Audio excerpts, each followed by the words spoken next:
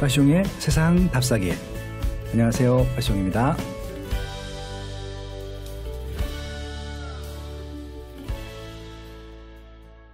안녕하세요. 네, 오늘도 빠숑의 세상 답사기 소중한 분을 모시고 또 진행해 보겠습니다. 빠숑이 만난 사람들, 오늘은 어떤 분이 나오셨을까요? 네, 제가 개인적으로요 좀 많이 배우고 있는 분입니다. 특히 이제 세금 분야에 있어서는 이분은 이제 직장인이시기 때문에 저랑 똑같은 신분이세요. 그래서 이제 이게 전업 투자자가 다르고 법인이 다르고 그리고 또 직장인들이 좀 다르더라고요. 그래서 그런 부분들에 있어서 부동산에 관련 세금에 있어서는 이분이 정말 대한민국에서는 제일 정말 알기 쉽게 설명해 주시는 분이라고 생각을 하고 있습니다. 그래서 모셨고요. 정말 또 그 외에도 되게 도움이 되는 많은 팁들을 말씀해 주실 것 같아요. 이분이 대기업을 다니시고 계신데 부서 자체가 그 사람들을 관리하는 부서죠. 네, HR 네, 부서 그런 거죠. 그래서 아마 개인적으로도 이런 부분들까지 포함하셔서 말씀해 주실 거기 때문에 좀 많은 좀 도움이 될 것 같습니다. 지금 올 2019년도 부동산 시장의 이슈는요. 아무래도 세금인 것 같아요. 어차피 지금 뭐 2017년도, 18년도처럼 막 급격하게 상승한 시장도 아니고, 그리고 또 좀 서울이나 지방이나 또 이게 좀 다르고요. 그래서 지금 전략적으로 뭐 이렇게 투자만 하기보다는 오히려 조금 이렇게 좀 수비하는 측면에서도 활용할 수 있을 것 같고요. 그리고 또 공격하는 측면에 있어서도 어떻게 하면 조금 더 좀 세금을 탈세가 아닙니다. 절세하면서 좀 합리적인 또 투자 생활을 할 수 있을까? 뭐 내지는 지금은 또 올해 이슈가 다주택자들뿐만이 아니라 1주택자들도 지금 막 그 공시 가격이 올라가고 여러 가지 좀 대출 문제도 있고 그래서 생각할 거리가 많아졌거든요. 이런 얘기를 좀 2시간 동안 나눠보고자 합니다. 네, 오늘 모신 분은요. 본명은 밝힐 수가 없고 제네시스 박이라는 아이디로 활동하고 계시는 파워 블로거시고요. 강사시고 또 베스트셀러 저자십니다. 네, 안녕하세요. 네, 안녕하세요. 제네시스 박입니다. 만나서 반갑습니다. 네. 그래서 뭐 제스님이라고도 막 하고 그러죠. 와. 편하게 제박으로 불러주시면 감사하겠습니다. 네네. 네, 제박님. 네, 고맙습니다. 감사합니다. 불러주셔서 감사합니다. 아유, 먼 데서 오셨어요. 뭐 감사해요. 전시를 타고 왔는데요. 금방 왔습니다. 네네. 늘 웃어주시고요. 늘 또 긍정적이셔가지고 그런 부분들에서 인간적으로도 굉장히 배울 게 많다. 그런 말씀 드리고 싶습니다. 오늘은요, 이제 아마 빠숑의 세상 답사기 처음으로 세금에 대한 주제를 나눠보려고 합니다. 근데 이제 이 방송을 들으시는 분들이요, 이 부동산의 이렇게 아주 전문가 고수분들이 아니시거든요. 일반인들이라고 보시면 좋을 것 같고요. 주부님들하고 주로 이제 직장인분들이 많이 들으시더라고요. 제가 분석을 해봤더니 네. 30대, 40대, 50대 분들이 제일 많이 들으시고, 지금 뭐 10대도 있으시더라고요. 10대도. 아마 일단 로고에는 10대로 하신 다음에 어머니가 들으실지 모르겠지만, 그리고 최근에 60대, 70대들도 막 증가하고 계시더라고요. 그래서 네네. 거의 전 연령대가 다 듣고 있다 전 보니까 국민이 사랑하는 방송이 되고 있네요. 이게 이제 좀 이 말씀을 드린 이유는 쉽게 말씀을 해주십사. 예, 제가 이제 금융권 분들 가끔 모시는데 그분들은 늘 일상적인 용어라고 생각하시는데 영어 단어들을 막 쓰시잖아요. 그렇죠. 그 약자들은 이제 잘 모르셔갖고 늘 풀어달라고 말씀을 드리거든요. 그래서 그런 차원으로 조금 전문 용어가 나오면 좀 쉽게 말씀해 주시면 도움이 될 것 같습니다. 네, 알겠습니다. 네, 이 부동산 세제, 그러니까 지금 직장이시잖아요. 네네. 더군다나 뭐 직장 내에서 세무 담당도 아니시잖아요. 네네. 이 세금에 대해서 관심을 갖게 된 이유가 있으신가요? 뭐 여러 가지 이유가 있을 것 같은데요. 네네. 일단 저 같은 경우는 숫자를 좀 좋아해요. 그래요? 네네네. 혹시 대학 전공을 뭐 하셨나요? 저는 대학에서 경영학을 전공을 했습니다. 경영에서 좀 특정 분야 좀 많이 굳이 한다면 마케팅 쪽이에요. 마케팅? 경영학과 재무 쪽도 아니고. 네, 그렇죠. 이제 경영학을 이제 생각하시는 분들한테 잠깐 몇 초만 말씀드리자면 길게 하셔도 돼요. 크게 4가지 영역이 있잖아요. 그렇죠. 전략, 조직, 그리고 재무, 네네. 마케팅. 맞습니다. 그런데 저는 그 중에서 재무도 물론 좋았는데 재무도 좋았지만 특히 그 마케팅, 영업 쪽. 그래서 제가 원래는 대학 졸업을 할 때 이제 취업 준비를 할 때 제가 원래 해외 영업 또는 마케팅을 부서를 가려고 했었어요. 그런데 그게 안 되더라고요. 안 됐다 그러지 말고 하다 보니까 재무 쪽이 좋아서 그렇게 뭐 어쨌든 그랬는데 그때 좀 인연이 돼서 제가 이제 숫자에 좀 관심이 있다 보니까 원래 관심이 많으셨구나. 그렇죠.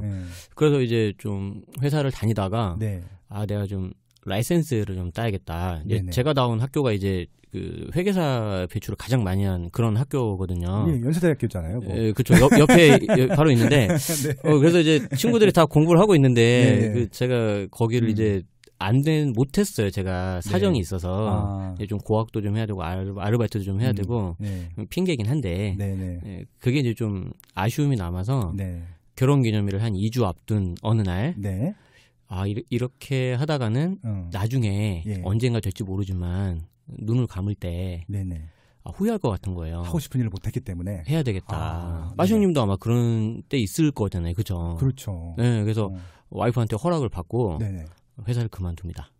진짜? 네네. 첫 번째 직장, 첫 번째 직장을 그만두고. 좋은 직장이었을 거 아니에요, 그죠? 뭐 그냥 우리나라에선 두 번째로 큰 전자회사 뭐 이렇게. LG 아니야? 그랬는데 이제 아실까봐 아무튼 그래서 이제 공부를 했는데 그때 제가 좀 느껴요.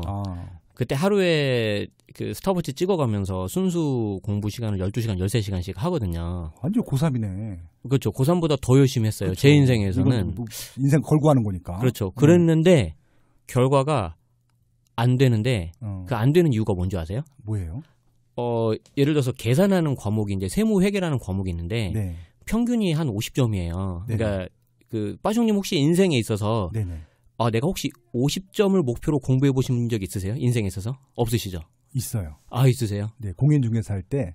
그렇죠. 2차 과목이 공법인데. 맞아요. 공법은 50점만 넘기자가 제 목표였어요. 맞아요. 약간 그런 전략이에요. 그래서 그 당시에 수험생들이 뭐 세무회계라는 과목은 한 50점에서 60점만 맞으면 된다 했는데 그때 평균이 한 40점 초반인가 나왔는데 그때 제가 또 70점을 맞습니다. 그 어려운 걸. 그랬는데 뜻하지 않은 그 세법학이라는 논술이 있어요. 거기에서 과락이 나온 거예요. 왜요? 한 번도 제가 받아보지 못한 그 점수가 나온 거예요. 그래서 제 실력이 이름 안 쓴 거 아니야? 모르죠. 그래서 너무 황당한 거예요. 그래서 아쉬움을 머금고 와이프한테 제가 딱 2년만 공부한다 그랬거든요. 그래서 아쉽지만 이제 그걸 접고 두 번째 직장을 가고 현재는 세 번째 직장을 다니고 있는데 그때 공부했던 게 그 연결이 되더라고요. 우리 스티브 잡스의 어떤 점 막 연결된다고 하잖아요. 그렇죠. 그래서 투자를 하면서 이제 사람들이 이제 세금에 대해서 좀 궁금해하시니까 그걸 조금 설명을 해드리고 블로그에 좀 이렇게 썼는데 반응이 좋은 거예요. 너무 글이 좋아요. 유익하고. 고맙습니다. 그래서 이쪽으로 좀 계속 더 정보를 알려드려야겠다. 그게 이제 기회가 돼서 좀 이쪽으로 계속 강의도 하고 책도 쓰고 이렇게 좀 됐습니다. 그러니까 어떻게 보면 이제 이게 본의 아니게 이게 이제 생업이 아니었는데 부가적으로 했던 일들이 지금 어떻게 보면 지금 메인 어떻게 보면 또 지금 저자로서 인정을 받고 이렇게 계신 분야가 된 거잖아요. 행복하시죠, 그래도? 너무 재밌어요. 그게 중요한 거예요. 왜냐하면 하고 싶은 일을 하니까. 그래서 너무 재밌고 특히 이제 오늘 방송에서 이렇게 불러주신 것처럼 또 많은 불러줘요. 제가 모신 거지. 많은 분들이 이렇게 좀 불러주시고 이렇게 해주셔서 요즘 뭐 너무 감사하고 있습니다. 그러니까 아마 제네시스 방님, 제방님 블로그도 제가 아마 이 방송이 올라갈 때쯤에 이제 포스팅을 같이 이제 링크를 걸어드릴 텐데. 한 번도 방문 안 해보신 분들 한번 방문해 보시면 아시겠지만 깜짝 놀라실 겁니다. 거의 그 부동산 세법에 대한 모든 것이 다 있어요. 그러니까 지금 책도 워낙 잘 썼고 좋지만 블로그에 매일 올라오는 이런 칼럼들 읽어보시는 것들도요. 이 세제뿐만이 아니라 부동산 전반적인 것들을 이해하는데도 굉장히 도움이 되실 것 같고요. 지금 말씀하신 대로 또 직장인으로서의 자세라든지 뭐 꿈이라든지 이런 것들에 대해서도 굉장히 좀 좋은 의견 말씀을 많이 해주고 계셔서 도움이 많이 되실 것 같습니다. 그래서 결국은 좋아하시는 일을 하게 돼서 얼마나 다행인지 모르겠어요. 저도 다행인 것 같아요. 왜냐하면 이건 제가 따로 공부를 해야 되는 분야인데 그냥 뭐 또 다른 또 전문가가 계시잖아요. 또 투에이스님이라고 두 분 글을 보면 저는 그냥 좋아요. 그냥 내가 모르는 분야니까 그것도 또 알기 쉽게 딱딱딱 정리해 주시니까 볼 때마다 너무 행복하더라고요. 그래서 일단 감사하다는 말씀을 먼저 드리고 시작하겠습니다. 근데 이 세금이요. 좀 화가 나고 가끔 짜증이 나는 게 매년 바뀌어. 공부를 어떻게 해야 돼? 일단은 바뀔 거잖아요. 근데 바뀌더라도 안 바뀌는 부분들이 있나요? 아주 중요한 포인트를 말씀해 주셨는데 아까 제가 그 좀 약간 설명을 드린 그 공부했던 일화가 있잖아요. 그걸 제가 괜히 그렇죠. 말씀드린 게 아니에요. 아, 그렇구나. 그게 다 연결이 돼요. 자, 무슨 말씀 스카이 나오면 이래. 스카이 나오면 뭐가 좋아. 무슨 말씀을 드리고 싶냐면 이제 회계사 시험이 1차가 보통 2월 달에 있고요. 네. 세무사가 4월 달에 있는데 네네. 연초잖아요. 그때 되면 이제 강의하시는 강사님들이 네. 대부분 다 회계사님, 세무사님이세요. 네네. 그분들이 연초에 개정세법이 나오면 집에 못 들어가세요. 왜냐하면 그 개정 내용을 다 분석을 해서 그렇죠. 본인 그 수험서 있지 않습니까? 그렇죠? 예. 다 반영을 해야 되거든요. 네네. 왜냐하면 개정된 내용으로 시험을 쳐야 돼요.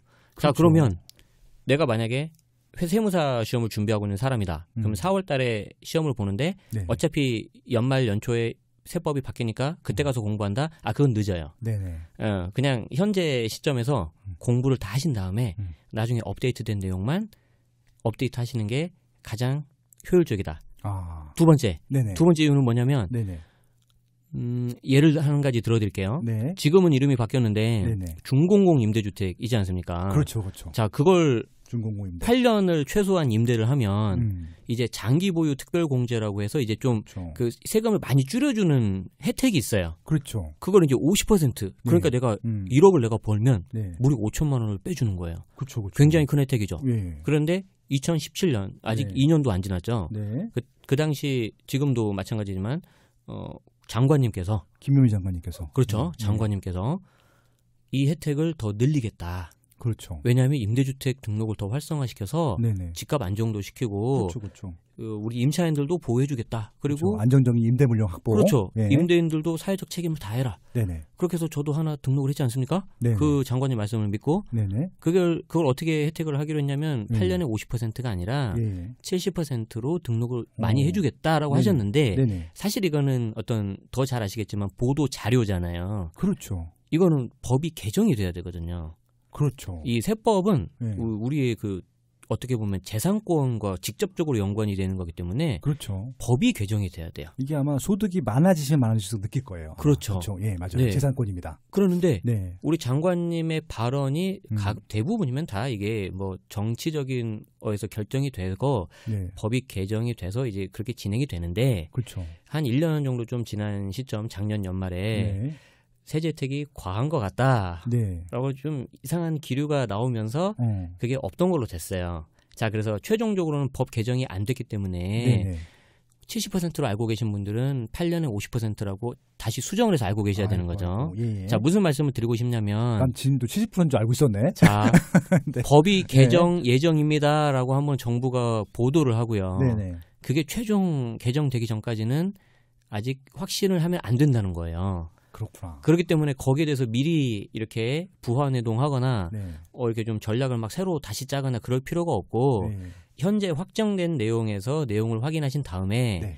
연말 연초가 되면 뭐 저나 우리 또 투에이스님이나 다른 분께서 열심히 이렇게 분석을 해서 올려드리면 네. 그 개정된 내용만 업데이트를 하시면 아주 좋게 된다는 거죠.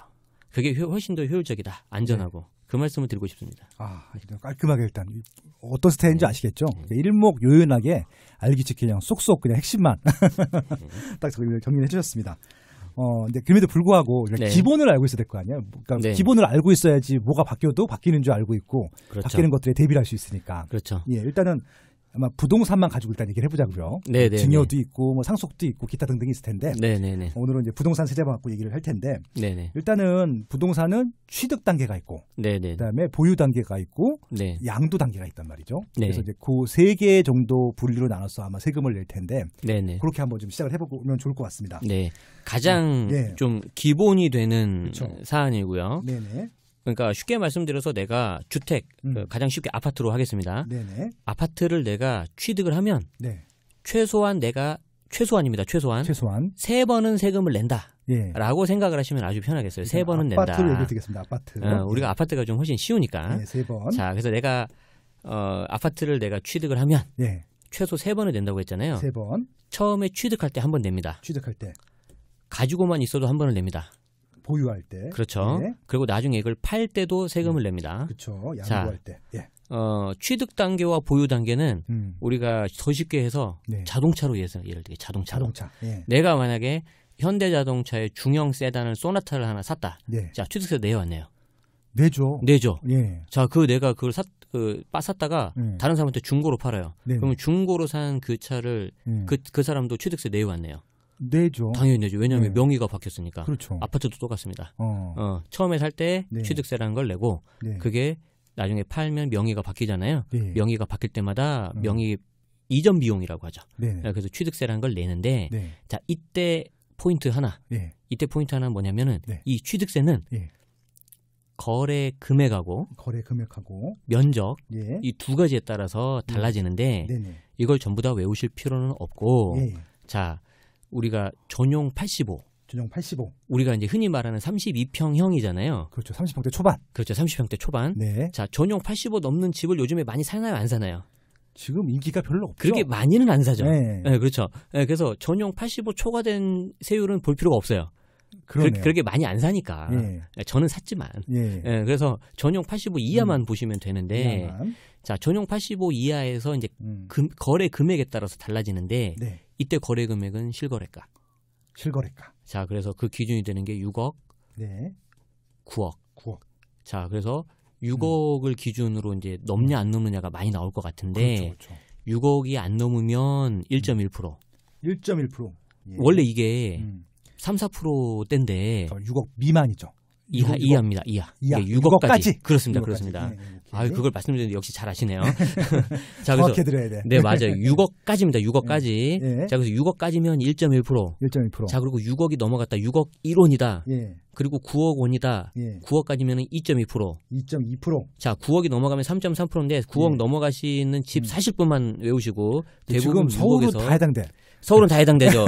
참 예전에는 이게 해당된 사람이 별로 없었는데 지금은 다 올랐어요. 자, 그러면 6억 넘어가면 3.3%인데 자, 요걸 아셔야 돼요. 자, 그럼 6억 1원이다. 자, 6억 1원이면 뭐가 3.3%? 9억이 넘어가면 9억이죠. 9억. 6억이 없었어. 네. 9억. 자, 그러면은 6억이 넘어가면 이제 2.2%가 되는데 자, 이제 예를 들어서 6억 극단적으로 1원이라고 할게요. 그럴 리 없지만 자, 그러면 6억 1원이었을 때 이제 헷갈리죠. 전체가 2.2%냐 아니면 초과된 1원만 2.2%냐 헷갈리죠. 헷갈립니다. 자, 헷갈릴 때 자, 일단 한번 여쭤볼게요. 헷갈릴 때 몇 프로일까요? 일단 1.1일까요? 2.2일까요? 헷갈리는 것들은 싸게 하고 싶죠.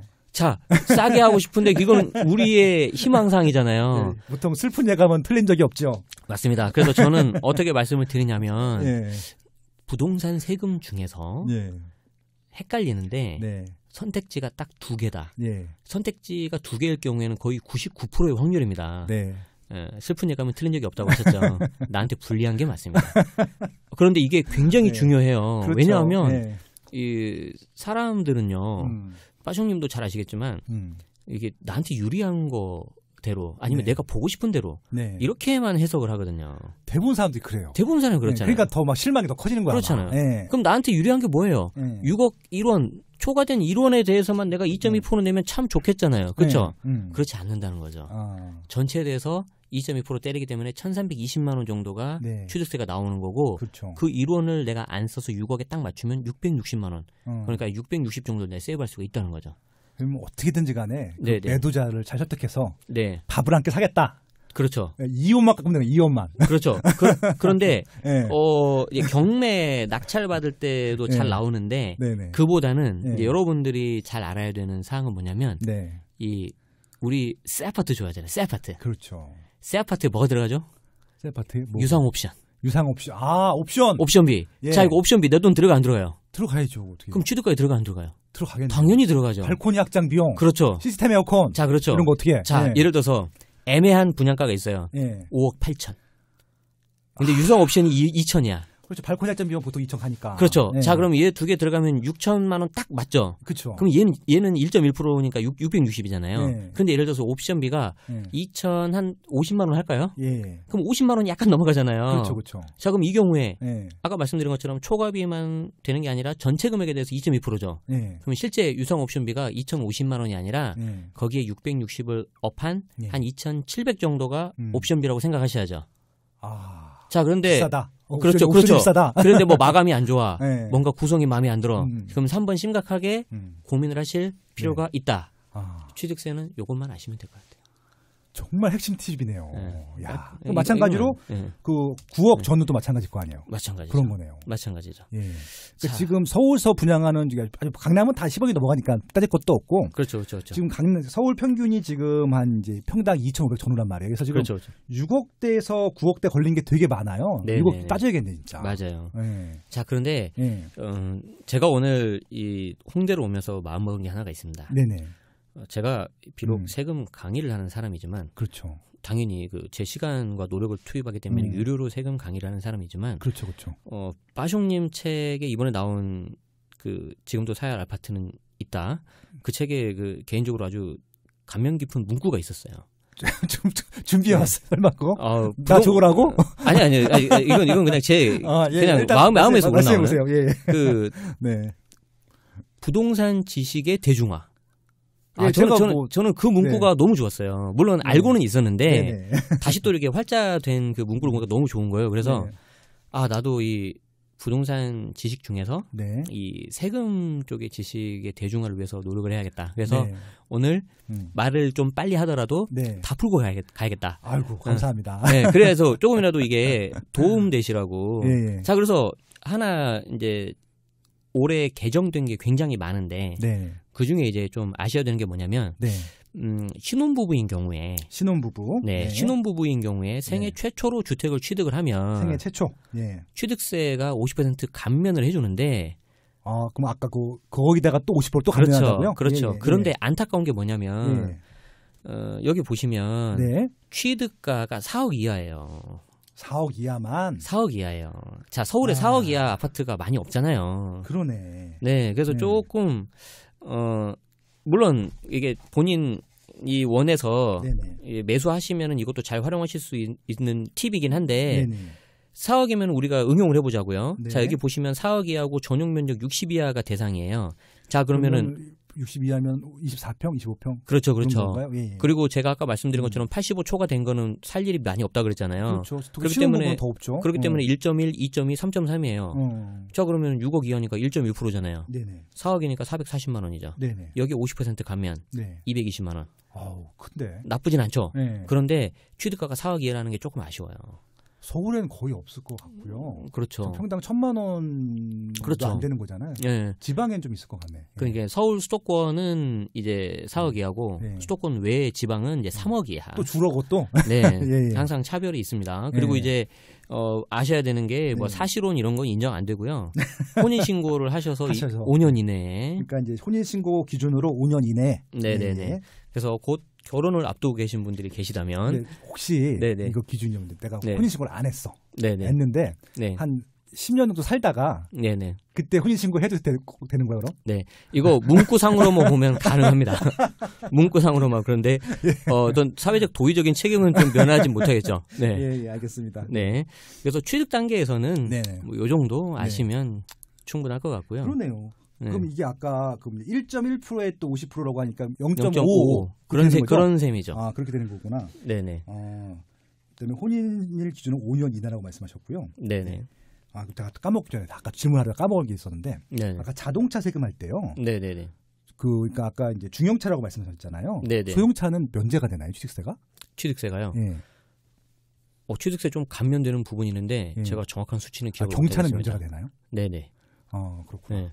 그런데 이제 뭐를 말씀드리고 싶었냐면 저는 이제 그 명의가 바뀔 때마다 그건 다른 얘기고 비용을 계속 내야 된다는 걸 하나 말씀드리고 싶었고 그 부동산과 똑같다 그거는. 우리가 자동차를 취득한다고 하더라도 이제 제가 정확한 수치는 기억이 안 나는데 뭐 4.6% 아무튼 그 비율이 굉장히 높아요. 그런데 주택은 1.1, 2.2 굉장히 낮았죠. 그렇죠. 이게 취득세 과거의 영구 인하 그 정책 때문에 이렇게 낮아진 거예요. 그러니까 이제 이게 주택 같은 경우는 이제 생활 필수품, 의식주 같은 필수품이고 자동차는 아마 사치품이었을 것 같아요, 예전에. 주택은 좀 그 특별하니까 이런 좀 혜택을 줘서 취득세 영구 인하를 했던 시기가 있었습니다. 그래서 그 이후로도 이제 계속 이런 혜택을 받고 있는 거고요.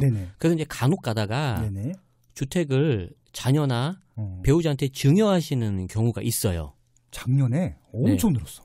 네, 특히 강남 3구에서 많이 늘었죠. 왜냐하면 특히 배우자 같은 경우에는 친인척도 마찬가지지만 기본적으로 5년을 보유를 해야 되거든요.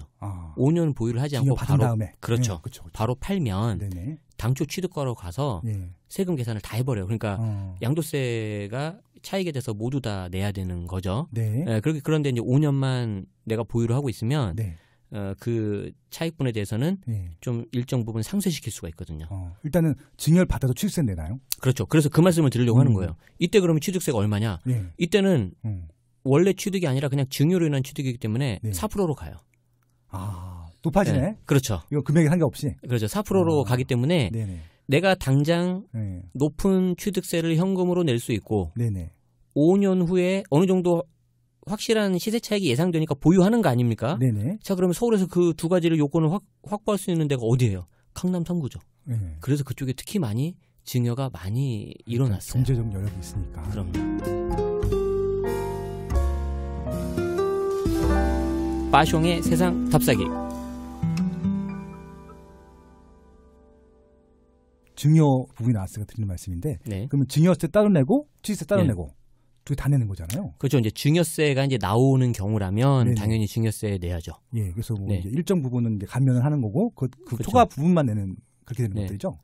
일단 배우자한테라면 10년을 합산을 해서 6억까지는 공제가 됩니다. 즉 이제 빼주기 때문에 10년 동안 6억. 그렇죠. 그러니까 아주 전략적으로 6억 이하짜리 뭐 재산을 한 번씩 이렇게 배우자한테 증여를 하셔서 취득세만 내고 계속 보유한 다음에 자, 예를 들어서 말 나오니까 해야겠다.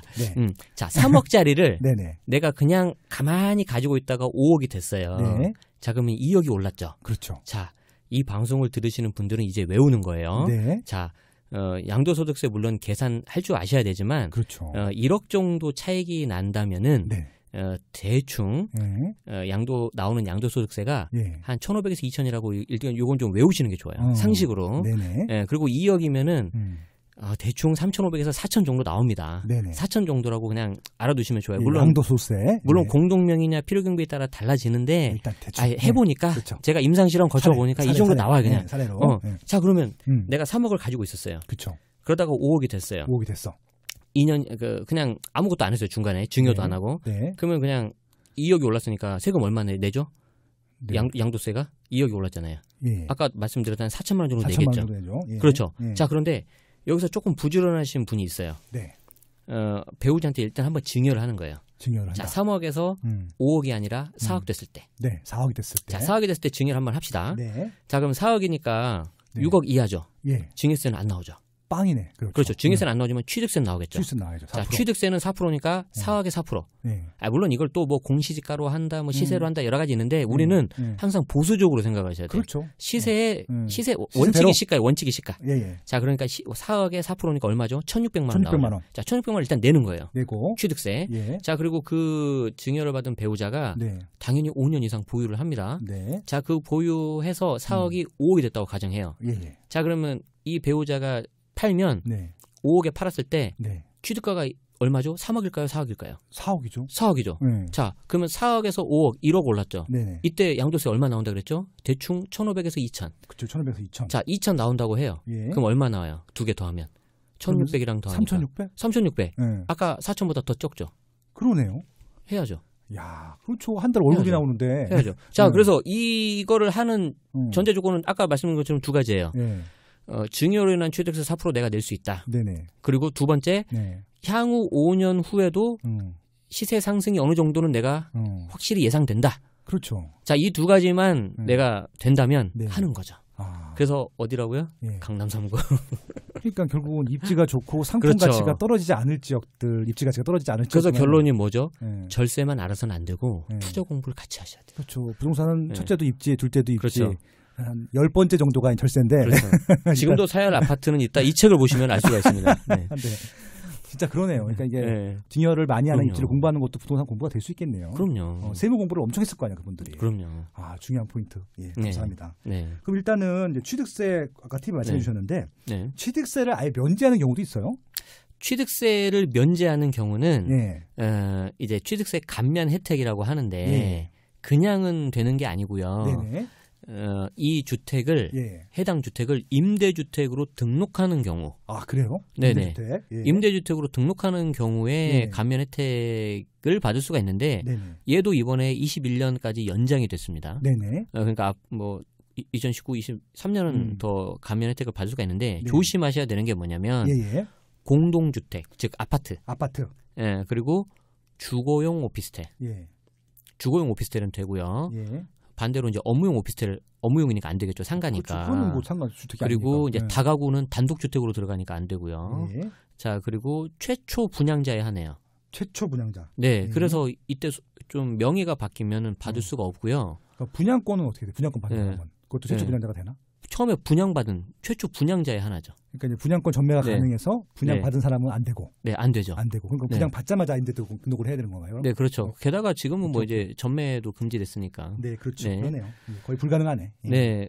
그런데 이제 조심하셔야 되는 게 뭐냐면 전용 면적이 60제곱미터 이하여야 돼요. 20평대 초반까지만. 그렇죠. 그런데 더 조심해야 되는 게 뭐냐면 가끔 가다가 특히 이제 좀 뭐 일부러 이제 그분들이 몰라서 그러셨을 텐데 뭐 분양 사무소나 부동산 등에서 60 넘어도 전용 85 이하면은 50% 감면이 돼라고 약간 좀 이렇게 권유하시는 경우도 있어요. 물론 몰라서 그랬다고 저는 생각을 하는데 알고도 그랬다면 안 되고요.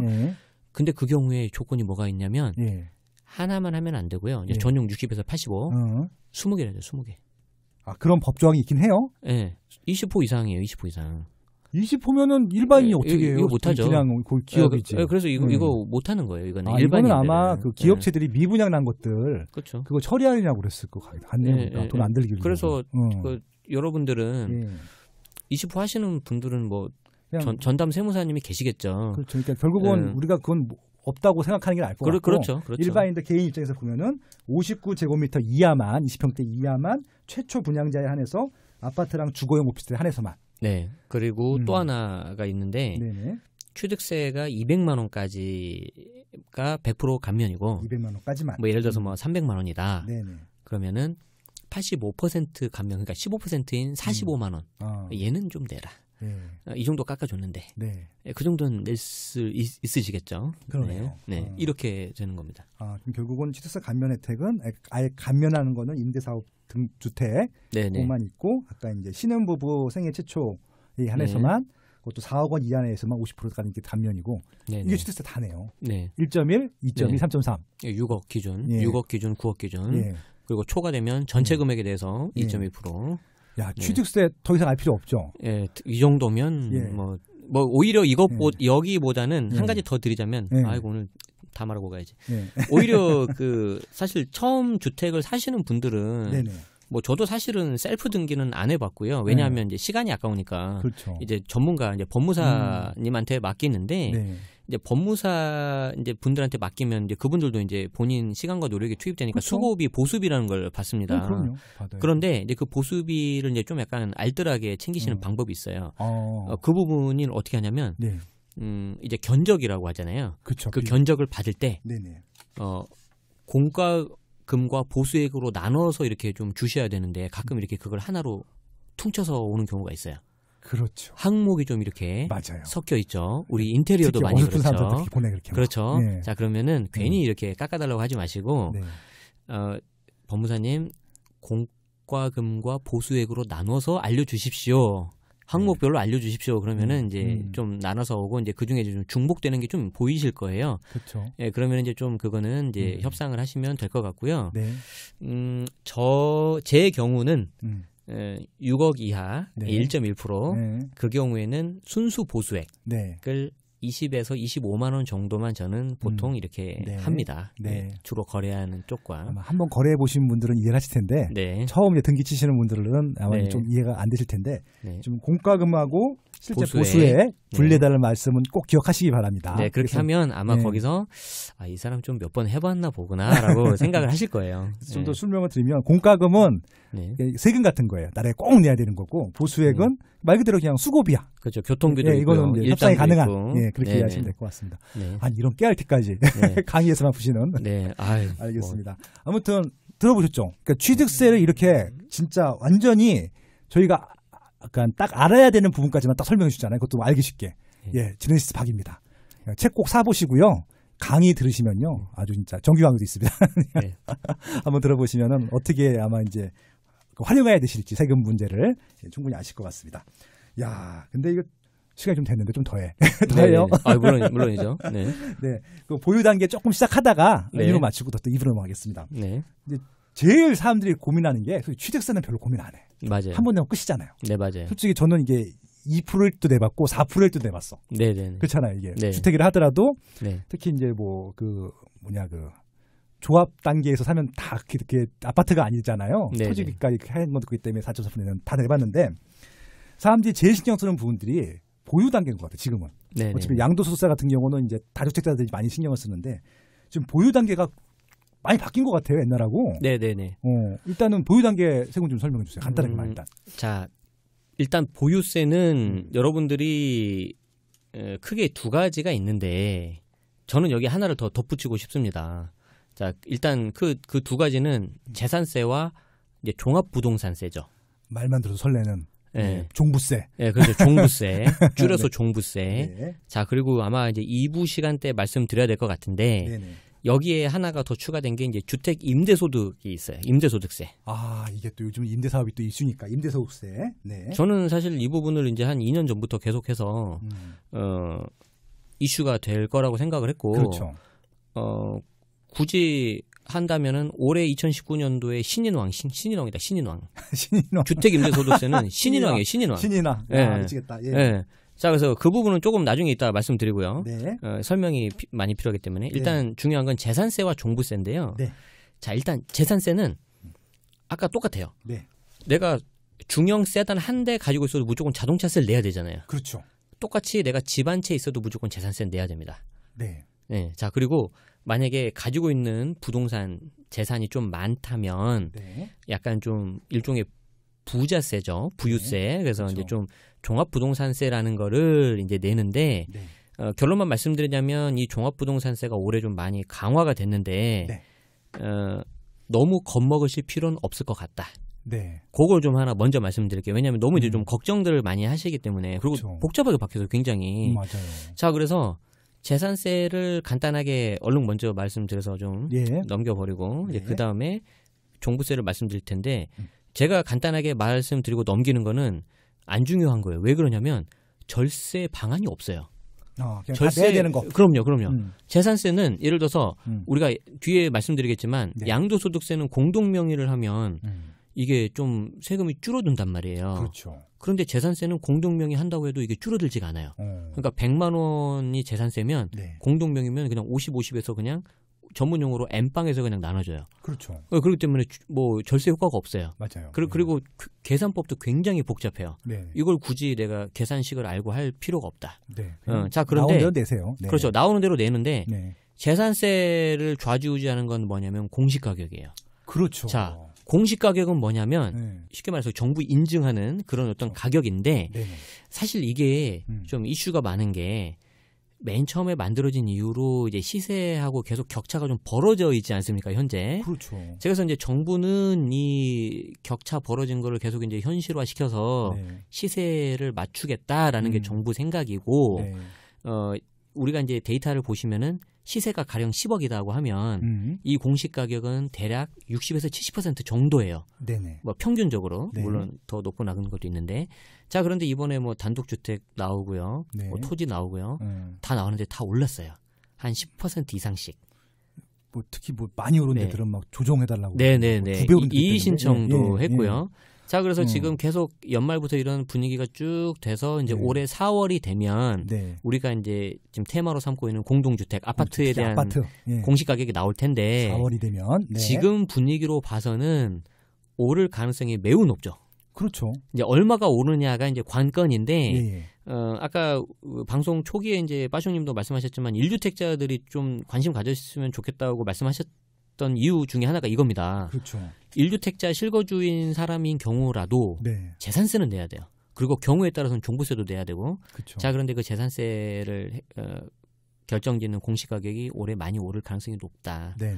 그래서 그냥 재산세는 좀 부담이 좀 늘어나게 생겼는데, 네. 자, 이제 여기서 하나 아셔야 되는 게 뭐냐면, 이제 세부담 상한이라는 게 있습니다. 세부담 상한. 네네. 그러니까 쉽게 말해서 위에 맥스 값을 정해놓는 거죠. 그렇죠. 2018년도에 내가 100만 원을 냈다. 100만 원 냈다. 그러면은 아무리 공시가격이 오르고 다른 변수들이 올라간다 하더라도 150만 원, 즉 150%가 상한인 거예요. 그래서 내가 작년에 100만 원을 냈다면 네네. 올해는 뭐 150만 원은 넘어가진 않겠지라고 네. 그냥 생각을 하시면 되는 겁니다. 일단은.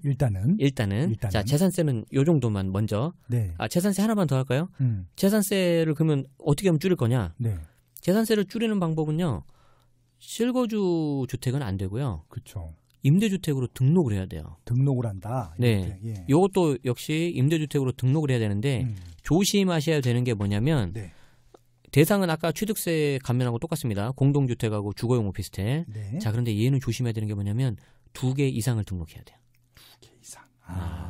그래서 내가 만약에 임대 사업자를 좀 소박하게 시작을 해보겠다. 하나만 등록해야지라면 네. 다른 혜택을 받을지 몰라도 네. 재산세 감면 혜택은 못 받아요. 아무 의미가 없습니다. 2개 이상. 2개 이상은 임대주택이 2개 이상인 거죠? 그렇죠. 임대주택이 내가 살고 있는 집 포함이 아니라. 네, 포함 안 됩니다. 제외하고. 네. 뭐 아시겠죠? 네. 정부가 이제 임대주택 등록을 활성화시키기 위해서 네. 그래서 이제 여기 보시면은 이제 저는 이제 지금 빠숑님과 이게 자료를 좀 같이 보고 있는데요. 네. 여기 보시면 이제 민간 단기냐 준공공이냐에 따라서 감면율이 다르고 이제 전용 면적이 낮을수록 이 감면 혜택이 좀 높습니다. 네. 예, 그런데 이건 역시 제가 팁을 알려드리자면 이거 계산하지 마세요. 네. 아무 의미 없습니다. 네. 그러지 마시고 예. 그 시간에 현장 한 번 더 가보시고 네. 그 시간에 전화 한 번만 하면 돼요. 네. 자, 어디에다 전화를 하느냐? 네. 매년 7월달, 9월달에 되면 이제 재산세 고지서가 날라오는데 그렇죠. 그 재산세 고지서 7월이 이제 주택분이라는 말이에요. 네. 그 주택분에 대해서 감면이 되느냐 안 되느냐는 일반인이 계산 못해요. 네. 할 수는 있는데 너무 복잡하고 네. 어려워요. 야, 그래서 어떻게 하면 되냐면 거기 담당 그 부서의 담당자 전화번호가 있습니다. 그러니까 그 각장 지자체 세무과. 지자체 그렇죠. 세무과. 예. 더 정확히 하자면 여기는 지자체의 그 재산세과. 재산세과. 예. 그래서 여긴 세무서하고는 다른 곳입니다. 네. 지자체입니다. 네. 보통 구청이나 시청. 네. 세무서는 국세고요. 그렇죠. 지자체는 지방세입니다. 맞습니다. 네. 네. 그래서 전화를 하셔서 나 제네시스인데 네. 이거 임대주택 등록한 건데 네. 감면이 됐나요? 라고 물어보세요. 그러면 요즘에 공무원분들이 굉장히 친절하게 잘 알려주시고요. 네. 감면됐습니다 하면 끊지 마시고 확인하셔야죠. 얼마에서 얼마로 감면됐나요? 네. 라고 물어보시면 돼요. 자, 그러면 그분들이 작년 거랑 올해 거 친절하게 다 설명을 드려요. 그렇죠. 그렇게 해서 확인하시면 끝나고요. 네. 제가 작년에 이걸 블로그에 포스팅을 했더니 댓글로 이제 다 이제 고맙다고. 소고기값 벌었다. 감면이 잘 안 돼 있더라. 네네. 근데 얘네는 왜 이렇게 실수하는 거냐. 그래서 확인해보길 잘했다라고 이제 감사의 댓글이 많았는데 네. 한 10%에서 5% 정도는 이런 댓글도 있어요. 네. 시스님 전화했더니 감면 대상이 아닌데 감면됐다고 다시 토해내라고 고지서를 잘못 다시 보내겠다 하는 분도 있다고. 그렇지만 아주 소수입니다. 아주 소수. 10% 안 돼요. 네, 그래서 이렇게 그냥 네. 하시는 게 네. 가장 좋은 방법입니다. 네. 민간 단기는 50% 감면까지인 거죠? 네네네. 완전히 100% 감면은 없는 거죠? 그렇죠. 준공공을 하기 전까지는. 그렇죠, 그렇죠. 네, 맞습니다. 그래서 아무튼 준공공 하게 되면은 100% 감면까지도 받을 수 있는 부분들이 있다. 네. 40제곱미터 이하 같은 경우는. 네네네. 알겠습니다. 네. 이제 그 다음이 이제 종합부동산세인데. 네네. 지금 이제 종부세까지 하고 이제 잠깐 일부가 마무리되는 건가요? 네, 아니요. 여기서 끝내야 될 것 같습니다. 여기서 끝내야 될 것 같죠. 종부세가 좀 약간 종부세는 길어요, 길기 때문에. 네네네. 오히려 지금 특히 서울 계신 분들 같은 경우는 이게 좀 핵심이고요. 네네네. 많은 분들이 관심 가질 거기 때문에. 네네네. 2부를 듣게 하기 위해서 여기서 끊겠습니다. 알겠습니다. 잠깐 쉬었다가. 예, 실은 제가 너무 목이 말라서 물 좀 먹고 와야 되겠습니다. 네, 저도 목이 마르네요. 같이 드시죠. 예, 알겠습니다. 그럼 1분 여기까지 하고요. 2부 때 뵙겠습니다.